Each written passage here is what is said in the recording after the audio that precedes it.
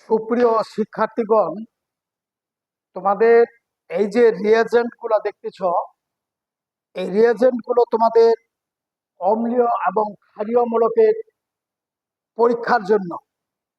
যেমন ক্ষারীয় মূলকের পরীক্ষার জন্য এখানে পটাশিয়াম ফেরোসাইনাইড আছে। এই পটাশিয়াম ফেরোসাইনাইড দিয়ে কপার, জিঙ্ক এবং আয়রনের 3টি পরীক্ষা করা যাবে।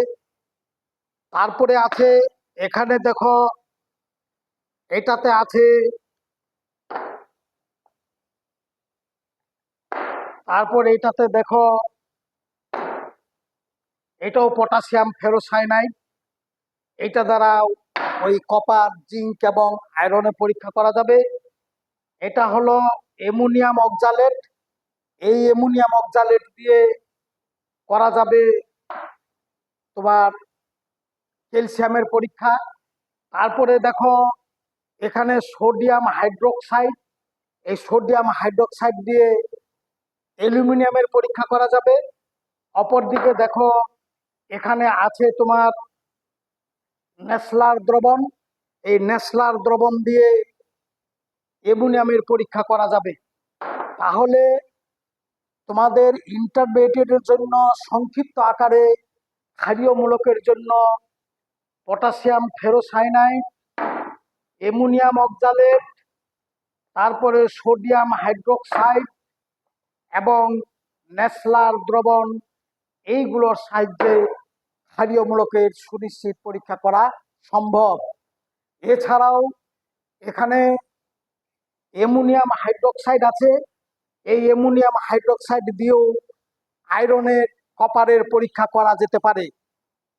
অপরদিকে ক্ষারীয় মূলকের পরীক্ষার জন্য শুধুমাত্র potassium ferrocyanide, ammonium oxalate, sodium hydroxide এবং নেসলার দ্রবণ, এগুলো সংক্ষিপ্ত আকারে পরীক্ষার জন্য তোমাদের ইন্টারমিডিয়েটের জন্য দরকার। অপরদিকে অম্লীয় মূলকের জন্য সিলভার নাইট্রেট ক্লোরাইড পরীক্ষা, ওটা সিলেবাসে আছে। অপরদিকে তোমার এখানে দেখো বেরিয়াম ক্লোরাইড, এটা দিয়ে পরীক্ষা করা যাবে সালফেট এবং কার্বনেট। সালফেটের বেলায় যে সাদা অদক্ষেপ হবে, ওই সাদা অদক্ষেপে হাইড্রোক্লোরিক অ্যাসিড দ্বারা, যেমন এখানে যদি হাইড্রোক্লোরিক অ্যাসিড দেওয়া যায়, এই হাইড্রোক্লোরিক অ্যাসিড যদি আমরা অ্যামোনিয়া সালফেট টেস্টের জন্য হাইড্রোক্লোরিক অ্যাসিড দিলে দ্রবণ হবে না, কিন্তু সাদা অদক্ষেপ বেরিয়াম ক্লোরাইড বা বেরিয়াম নাইট্রেট দিলে বুদবুদ করে গ্যাস উঠলে কার্বনেট হবে। এই গেল ক্ষারীয় এবং অম্লীয় মূলকের পরীক্ষা। এছাড়াও দেখো এটা টাইট্রেশন আছে।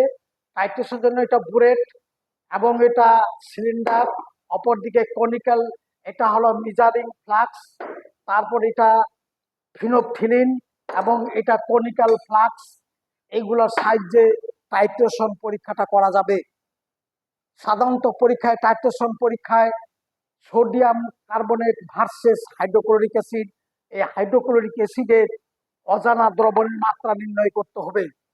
এই গেল তোমাদের